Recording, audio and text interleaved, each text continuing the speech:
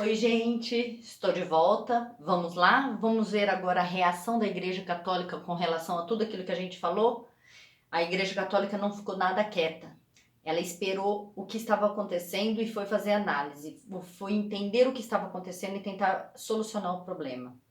Aí, o que aconteceu? Esse período onde a Igreja Católica reagiu contra as reformas protestantes ficou conhecido como Contra-Reforma Católica ou Reforma Católica, tá? Contra a reforma, o próprio nome já diz, contra uma reforma, contra a reforma protestante. O que aconteceu? Durante o período de 1445 a 1563, o Papa Paulo III convocou um concílio. Concílios são reuniões, é uma reunião dos principais líderes da Igreja Católica e eles vão se reunir para tentar entender e discutir e ver o que eles podem fazer com relação às mudanças. Óbvio, pessoal, porque simplesmente eles não mudam, não aceitaram as determinações dos protestantes? Porque quando você decide mudar uma religião, você entende que tudo aquilo que você pregou até o momento estava errado.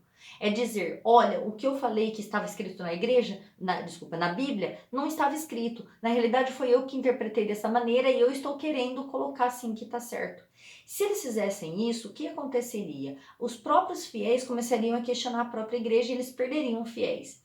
Então a Igreja Católica, ela não pôde voltar atrás nos seus dogmas, porque é muito complicado você mudar os seus dogmas. Porém, algumas coisas ela fez uma revisão sobre aquilo, reviu aquilo e falou, não, tá errado. Como, por exemplo, a venda de indulgências.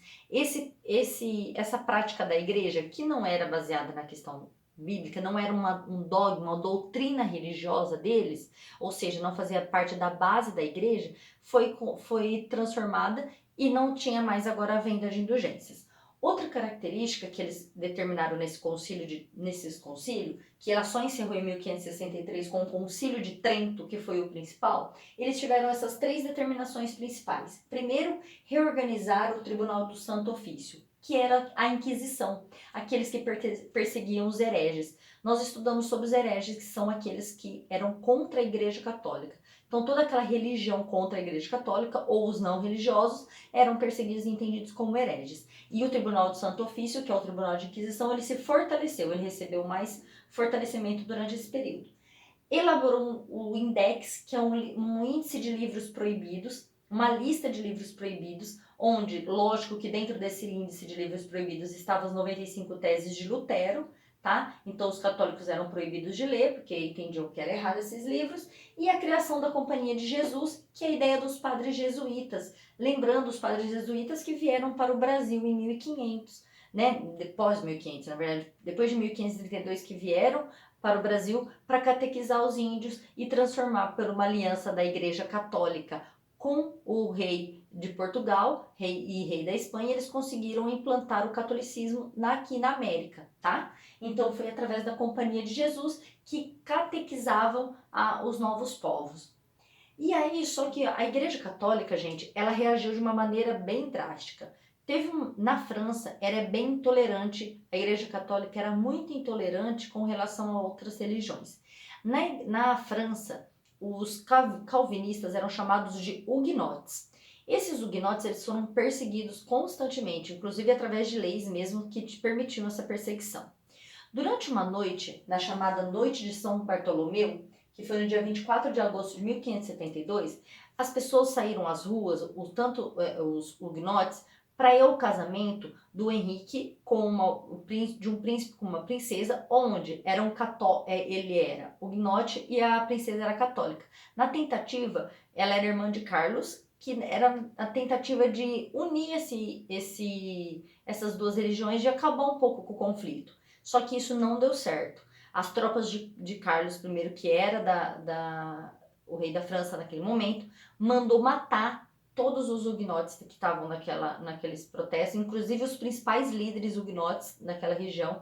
E aí foi um grande conflito que aconteceu. E ele só vai acabar, gente, esse conflito só vai acabar depois em 1598, que vai ser assinado o Edito de Nantes. Esse Edito de Nantes é um acordo de pacificidade entre uma convivência pacífica entre católicos e protestantes e outras religiões, e a livre religião na França.